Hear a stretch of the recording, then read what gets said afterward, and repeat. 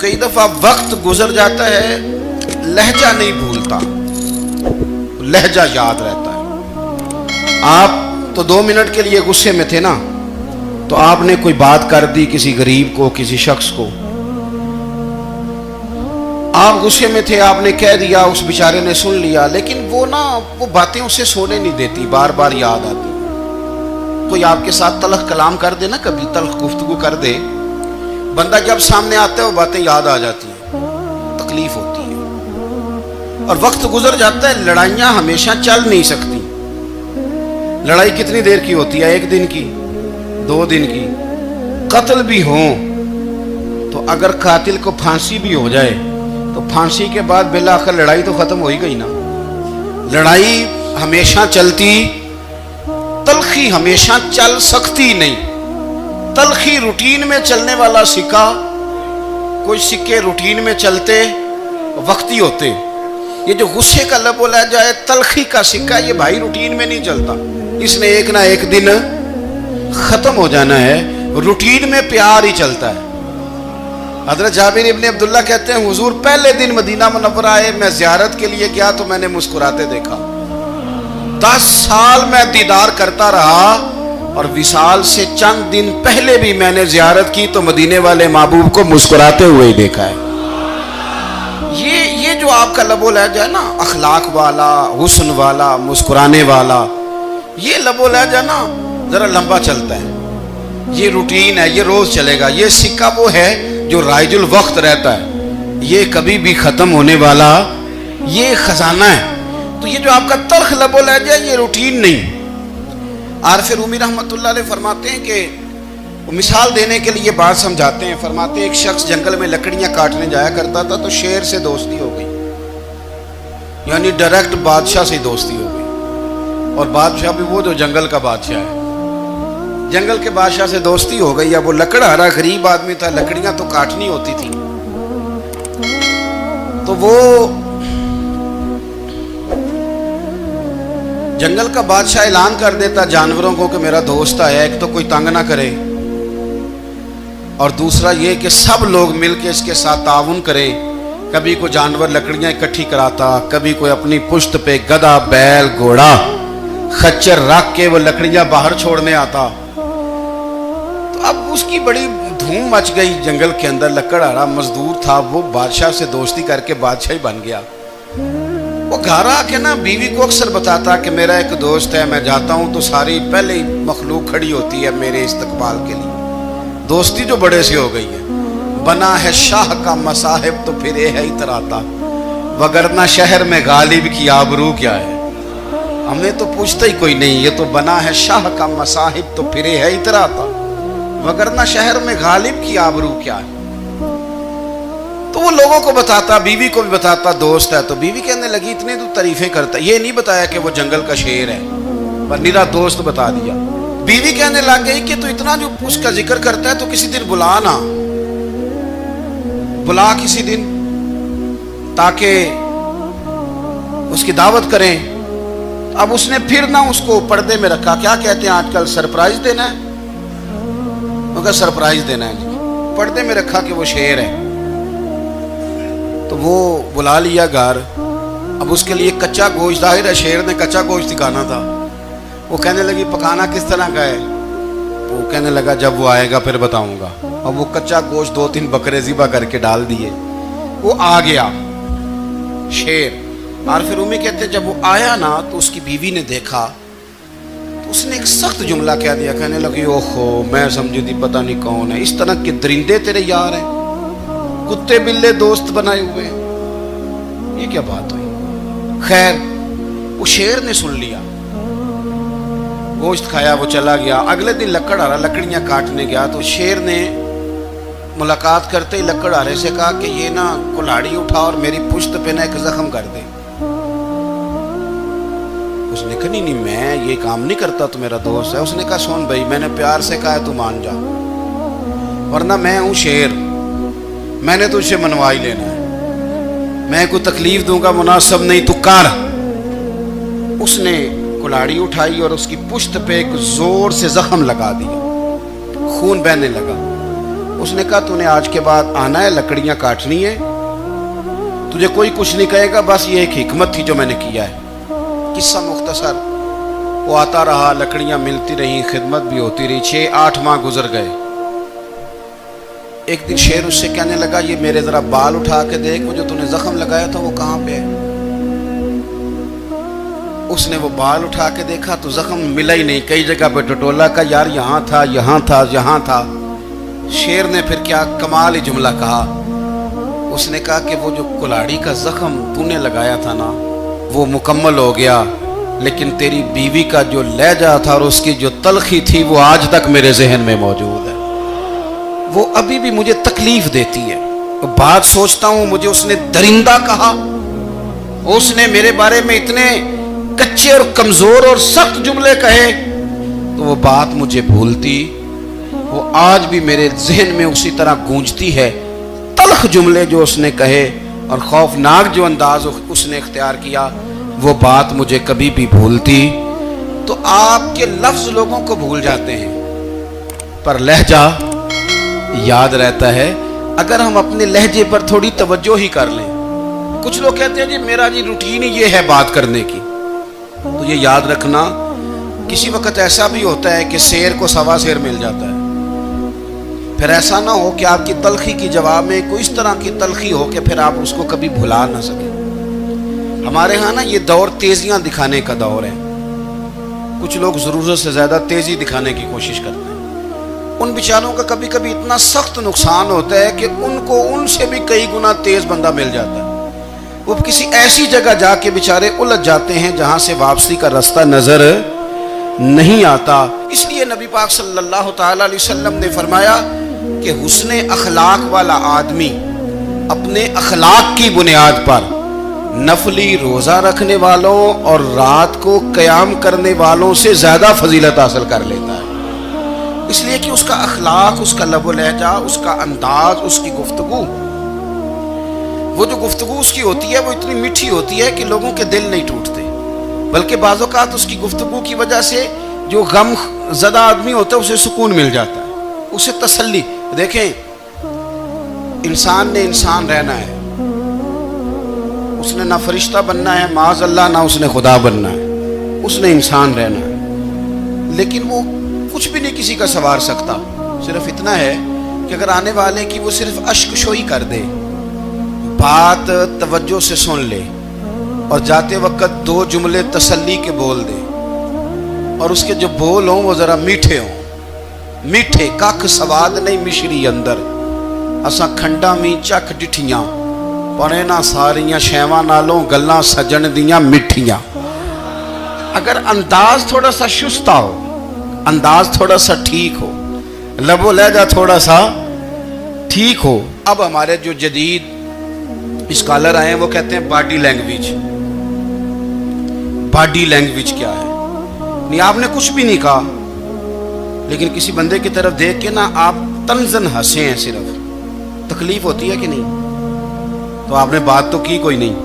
اس کا مطلب ہے لفظوں کا نہیں, لہجوں کا بھی اثر ہوتا ہے, لہجوں کا بھی اثر ہوتا ہے. جو لہجے ہوتے ہیں یہ بڑے دیر پا ہوتے ہیں, ان کے اندر بڑی مسکراہٹ ہوتی ہے, ان کے اندر بڑا پیار ہوتا ہے. اور آپ ترشروح ہو کے جب کوئی کام کرتے ہیں, سخت ہو کے کوئی کام کرتے ہیں, تو پھر اس کے اندر حسن نہیں رہتا, خوبصورتی نہیں رہتی. نبی پاک علیہ السلام کا فرمان سنیں, میں بات کو سمیٹوں, کلیجہ ٹھنڈا کرتا ہے. حضور نے فرمایا قیامت کے دن میرے زیادہ قریب وہ لوگ ہوں گے جن کے اخلاق زیادہ اچھے ہوں گے. ان کو نہ ذرا نیڑے جگہ ملے گی, قرب میں ذرا جگہ ملے گی, قرب میں. اساں جے ہاں گناہیاں دا جدوں اعمال نامہ پھرول ہوئے, ذرے ذرے نے سامنے آ جانے, جو جو منہ تھی بولیا بول ہوئے. اساں کول حضور دے بیٹھ رہنے, لکھ عمل ترکڑی تول ہوئے, او دے کولوں کی رب نے حساب لینا جیڑا بیٹھا ہی محمد دے کول ہوئے. او دے کولوں کی رب نے حساب لینا بیٹھا ہی حضور دے. تو نبی پاک نے فرمایا بیٹھ جاؤ گے میرے قریب, پر شرط ہے اخلاق اچھا ہونا چاہیے, تمہارا لب و لہجہ شستہ ہونا چاہیے. جگہ نیڑے مل جائے گی, نیڑے جگہ مل جائے گی, پر پہلے آنے والوں کو نہیں. کوئی کہے میں پہلے گیا ہوں تو مل گئی، نہ اسے ملے گی جس کا اخلاق اچھا ہے، جس کا لب و لہجہ ٹھیک ہے، جس کا انداز فکر اچھا ہے. اور اینٹ کا جواب پتھر سے دینا بھی چھوڑ دیں، بس تھوڑا سا اپنے سٹائل میں نرمی لائیں، انداز میں نرمی لائیں. کئی دفعہ آپ صحیح بات بھی کرتے ہیں لیکن وہ لہجہ ٹھیک نہیں نہ ہوتا تو صحیح بات بھی قابل قبول نہیں ہوتی. ویسے ایک بات عرض کروں، اگر روز کی بنیادوں پہ جس طرح آپ تھوڑی سی واک کرتے ہیں تو روز کرنی پڑتی ہے نا، روز کرنی پڑتی ہے. تو کوئی بھی آپ ڈاکٹر کے پاس جاتے ہیں تو وہ دوائی بتائے تو روز کھانی پڑتی ہے، پرہیز بتائے تو روز کرنا پڑتا ہے. تو تھوڑا سا نا لب و لہجے پہ بھی توجہ دیں. جس طرح منہ روز دھوتے ہیں نا، دھونا ہی پڑتا ہے، تو اسی طرح اگر تھوڑا سا لہجہ بھی دھونا شروع کر دینا. یہ جو لوگ آپ سے تھوڑا تھوڑا شکوہ کرتے ہیں تو اس نے کہا تھا کہ میرے لہجے میں غرور آیا تھا، اس کا حق تھا کہ وہ شکایت کرتا. تو کہیں تو ایسا ہے نا، کہیں تو کوئی تو بات بہو نے غلط کی ہے نا کہ ساس رو رہی ہے. کچھ تو ساس نے ایسا کہا ہے نا کہ بہو بیچاری کپڑے باندھ کے بچوں سمیت کہتی ہے گزارا نہیں ہوتا. کچھ تو ایسا بھائی آپ نے کہا ہے نا کہ کسی شخص کے من پسند روٹی پکی ہے پر وہ بیچارہ 3 دن سے کھا نہیں سکا. کوئی تو بات ایسی ہوئی ہے نا کہ سامنے والا تڑپ کے رویا ہے اور ہنسنا بھول گیا ہے. کچھ تو آپ نے کہا ہے نا، کچھ تو آپ نے کہا ہے نا. ایک آدمی تیار ہو گیا ہے کہ اب اس محلے میں رہوں گا ہی نہیں. کچھ تو ایسا ہوا ہے نا کہ لوگ پردیسی ہونے لگ گئے ہیں. کچھ تو ایسا ہوا ہے نا کہ سالوں بسنے والوں نے علاقے چھوڑ دیے ہیں. کچھ تو ہم ایسا تلخ کرتے ہیں کہ ہمارے اپنے پھر ٹھان لیتے ہیں کہ بس بھائی آج کے بعد تجھ سے ملنا نہیں. اس کا مطلب یہ ہے کہ تھوڑی دیر کا صرف لب و لہجے کا سخت ہونا اگر ہم ٹھیک کر لیں تو ہو سکتا ہے ہمارے دائیں بائیں والے بہت سارے لوگ سوکھ میں آ جائیں، پیار میں آ جائیں، ان کو تھوڑا اطمینان ہونے لگ جائے. تو میرے عزیز آپ بات کو یاد رکھیں گے کہ جو اخلاق ہے، آپ کا جو اخلاق ہے، جو آپ کا کردار ہے، وہ اپنی ایک خوبصورتی رکھتا ہے. اس لیے میرے نبی پاک صلی اللہ تعالی علیہ وآلہ وسلم نے فرمایا تم میں کامل مومن وہ ہے جس کا اخلاق زیادہ اچھا ہے.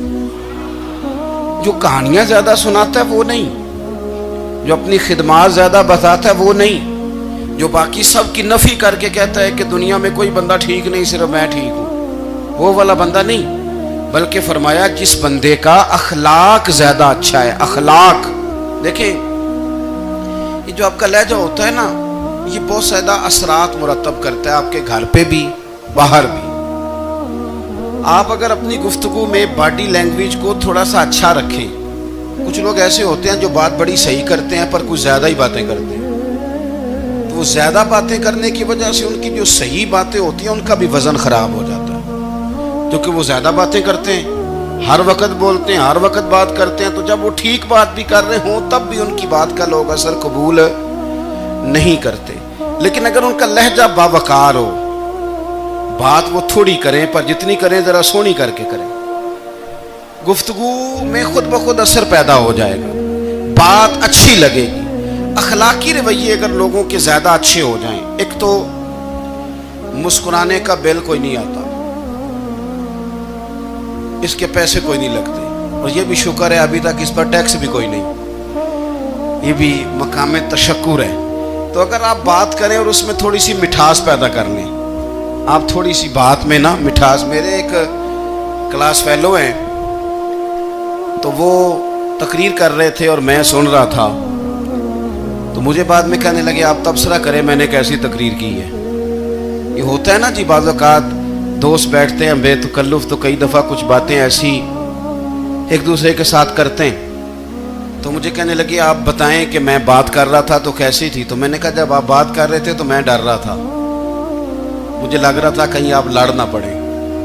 بھئی آپ اطمینان سے بات کریں، آپ تسلی سے بات کریں، آپ خندہ پیشانی کے ساتھ بات کریں.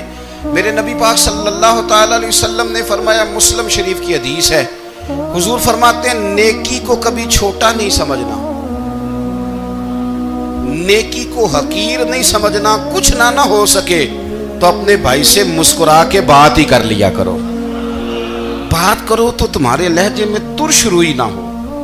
بعض اوقات آپ تلخ بات کرتے ہیں، آپ کا لہجہ تلخ ہوتا ہے تو آپ کی صحیح بات بھی قبول نہیں کی جاتی، لیکن اگر آپ کے لہجے میں مسکراہٹ ہو، آپ کے لہجے کے اندر خوبصورتی ہو، تو آپ کے اپنے بھی آپ کے بیگانے بھی سب کے سب آپ کی بات کو تسلی کے ساتھ سمجھنا وہ گوارا کریں گے۔ میں نے دیکھا ہے بہت سارے لوگ ایسے ہیں جن کے ساتھ لوگ آنا جانا ملنا بیٹھنا آہستہ آہستہ چھوڑ دیتے ہیں، اور وہ کس لیے چھوڑ دیتے ہیں؟ وہ ان کے رویے کی وجہ سے چھوڑ دیتے ہیں، ان کے انداز فکر کی وجہ سے چھوڑ دیتے ہیں، ان کے شکووں کی وجہ سے چھوڑ دیتے ہیں۔ مزاج ہوتا ہے نا ہمارا کہ ہمیں شوق ہوتا ہے تعلق زیادہ لوگوں کے ساتھ ہو، اور پھر یہ بھی شرط ہوتی ہے کہ میں جس کے پاس جاؤں وہ مجھے یہی کہے کہ تو میرے ساتھ ہی پیار کر۔ ایک صاحب مجھ سے کہنے لگے کہ یہ میں محفل کراتا ہوں، آپ بھی تشریف لائیں، اور میں 20 علماء کو بلا چکا ہوں، اور بڑے بڑے نامور نام انہوں نے میرے سامنے لیے۔ میں نے ان سے پوچھا کہ جو نام آپ نے لیے ہیں اور آپ کی تصویریں بھی ساتھ ہیں، میں الحمدللہ تسلیم کر گیا ہوں آپ کی بات کو، لیکن سوال میرا یہ تھا کہ کیا آپ نماز بھی پڑھتے ہیں؟ 21 علماء کو آپ نے بلایا یا 20 کو بلایا اور بڑے بڑوں کو بلایا، اور مجھے بھی آپ دعوت پیش کر رہے ہیں، تو نمازی بھی آپ ہیں؟ نمازی بھی ہیں؟ کہنے لگے آپ دعا کریں میں نماز پڑھنا شروع کر دوں۔ میں نے ان سے کہا خدا کے بندے، اب اگر تو کسی اور کو بتائے گا کہ 20 اتنے بڑے لوگوں سے میرا تعلق کر پڑتا میں نماز بھی نہیں، تو لوگ کیا سوچیں گے کہ 21 مولوی مل کے بھی ایک بندے کو نمازی نہیں بنا سکے۔ تو آپ اپنے لب و لہجے سے صرف باتوں سے گرویدہ کسی کو کر لیں گے؟ آپ یہ دیکھیں کہ اخلاق کس طرح کا ہے، لہجہ کس طرح کا ہے، آپ کے بات کرنے کا انداز کتنا حسین ہے، اس لفظ کے اندر حسن کتنا زیادہ ہے۔ نبی پاک صلی اللہ علیہ وسلم بھی تبلیغ فرماتے، ہم بھی تبلیغ کرتے ہیں۔ میں اور آپ جب تبلیغ کرتے ہیں تو اس تبلیغ کے اندر شکوہ ہوتا ہے اور تنقید ہوتی ہے، اور بعض جگہ میں نے یہ بھی دیکھا ہے کہ طنز ہوتا ہے، طنز۔ ہم دوسرے کو دین کی دعوت رہے ہیں، لیکن ہمارے لب و لہجے سے طنز اور تش روئی چھلکتی ہے۔ تو دولت کے پیچھے لگ گیا ہے، تو بالکل جاہل ہے، تو بالکل تیرے خاندان میں سے بھی کوئی نہیں ادھر آتا۔ آپ طنز کر رہے ہیں، آپ دعوت دین نہیں دے رہے۔ دعوت دین تو گلدستے میں رکھ کے پیش کی جاتی ہے، اس کی تو ایک خوبصورتی ہے، اس کا تو ایک حسن ہے، اس کی تو اپنی ایک جاذبیت ہے، اس کی اپنی ایک نورانیت ہے۔ صحابہ کرام علیہم رضوان فرماتے ہیں کہ حضرت سعد بن معاذ رضی اللہ تعالیٰ عنہ کا جنازہ تھا، اللہ کے پیارے محبوب صلی اللہ تعالیٰ علیہ وسلم نے جنازے کی امامت فرمائی، اور جنازے کی امامت کے بعد ابھی نہ قبر کے تیار ہونے میں کچھ ٹائم باقی تھا، تو حضور زمین پہ تشریف فرما ہوئے، لوگ قبر کی تیاری میں ہیں۔ بعض اوقات ہوتا ہے نا ابھی قبر نہیں تیار ہوئی، تو کہتے ہیں کہ لکڑی کے ساتھ حضور نے زمین کوریدنی شروع کر دی، اور دیر تک حضور نے چہرہ نور کو زمین کی طرف جھکائے رکھا، گویا زمین شرف دیدار حاصل کرتی رہی۔ دیر تک چہرہ نور جھکا رہا زمین کی جانب، حضور نے رخ نور کو پھیر لیا۔